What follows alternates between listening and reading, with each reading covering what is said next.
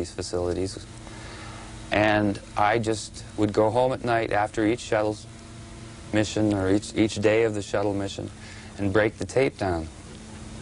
And I just found myself in the unique position of having the means to do it. I was in a position to do it, and I had all the motivation.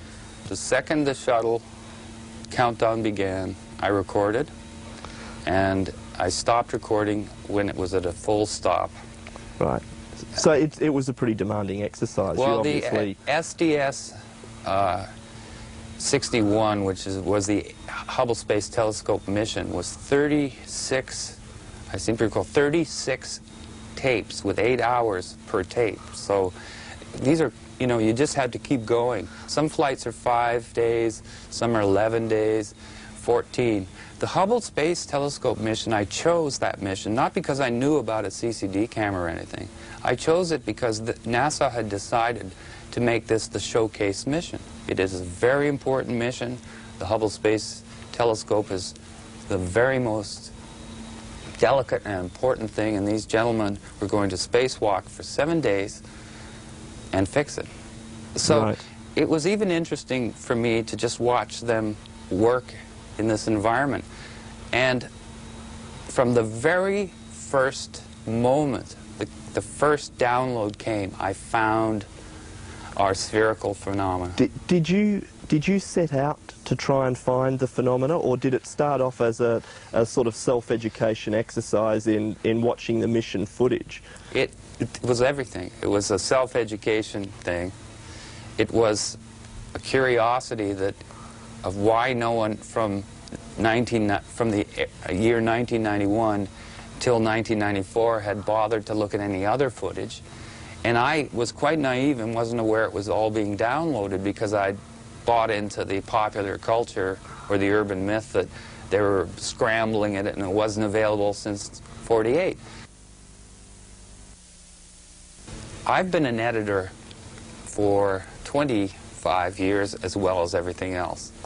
And I spend an awful lot of my day looking at videotape at amazingly fast speeds, reviewing people's programs for critique reasons and things. Sure. My eyes are trained, and I kept seeing something.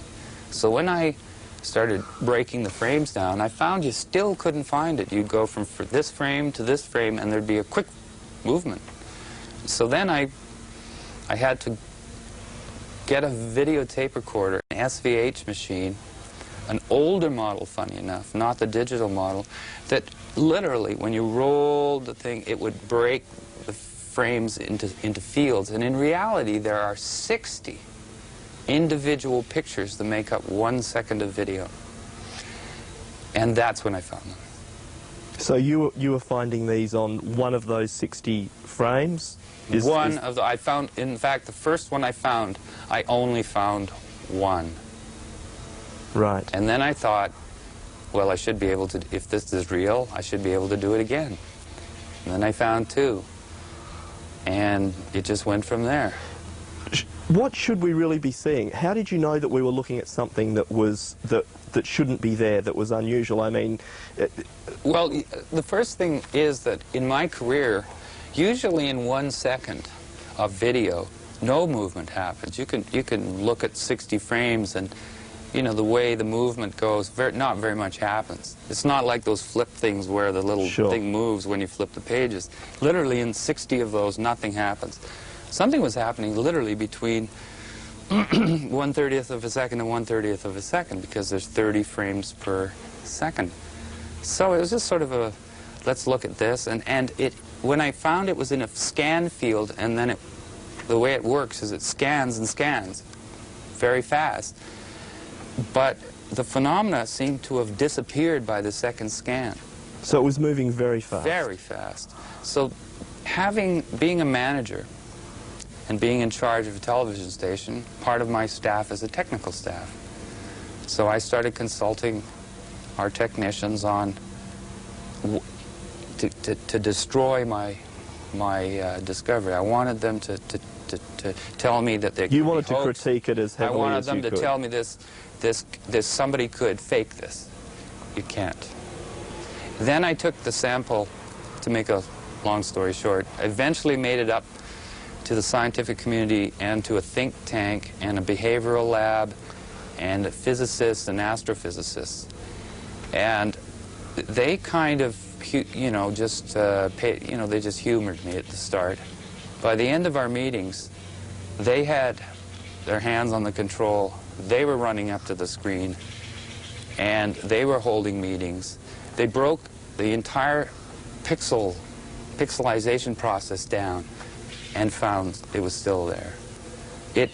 So they really didn't expect to see anything in the beginning, but by the time you finished, they were excited. I think they expected probably that we'd have more of a real-time phenomena, which is still spectacular. And probably, I guess, that they felt they might be able to explain to you as something perfectly legitimate or normal for... Well, you never know who's in the Skeptic Society of British Columbia. For instance, the X-Files actor William Davis, who is the cigarette-smoking man in the X-Files, is a member of the Skeptic Society. So I never knew with these scientists what they were trying to do to me. Sure.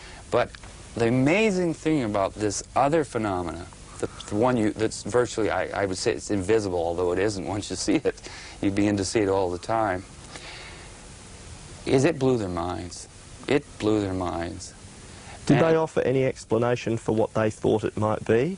Or are they as baffled? There's a professor at Simon Fraser, Professor Weinberg, who literally said it had to be it had to be actually there, doing exactly what it was, but he could not. He said we would have to go right to NASA, and eventually we had a lecture at the planetarium here in Vancouver by one of the Hubble poobahs, the chief Hubble designers, engineers. That must have been a great opportunity. It was a great opportunity, and what was interesting is when we showed him the spherical shapes on video clips, on video stills, he was comfortable, which meant, he could throw the ice crystal theory, because it was a very small sample at that point. It was only the first time I'd ever done it. At that point, he confirmed that what you were showing him were ice crystals, or...? No, he just thought that was basically... He accepted that it was a phenomena of some sort. He just... Well, they're comfortable at NASA because James Oberg, who's the NASA debunker, in my estimation, had basically briefed them all that don't worry about all this stuff you see, because that's just all kinds of stuff you don't understand about ice crystals. So he didn't have any, it was the Hubble fellow at the planetarium after the lecture with the head of the planetarium. He sat there comfortable, but when the still frames of this second phenomena were shown to him, he stormed out of the room. Did he say anything? Did he give any reason? He made some huffs and puffs and stormed out of the room. Now, we found, that's very unusual kind of reversal. And we obtained, meaning an artist friend and I, who's got more guts than me, I guess, in terms of walking through front doors, which is not supposed to. He picked up the phone after he got the number and phoned this fellow. And he got hello, and the second he said who he was, there was back talk, things like, it's that guy, blah, blah, blah, and the phone went down. In other words, communication was cut off. Not a very good public relations exercise for the... No, but we found it odd that, these are okay and these aren't. So anyway, that's how it started. So Professor Weinberg, who's a wonderful man, said to me something he's never said to anybody before. He actually sat down, sort of rolled his hands through his head and whatever hair he had, and said, I believe there are things out there, and it's just a matter of an et cetera, et cetera. Well, my friend, my partner, could not believe. He knows this gentleman, has worked through the Canadian Space Agency with him. This Professor Weinberg studies the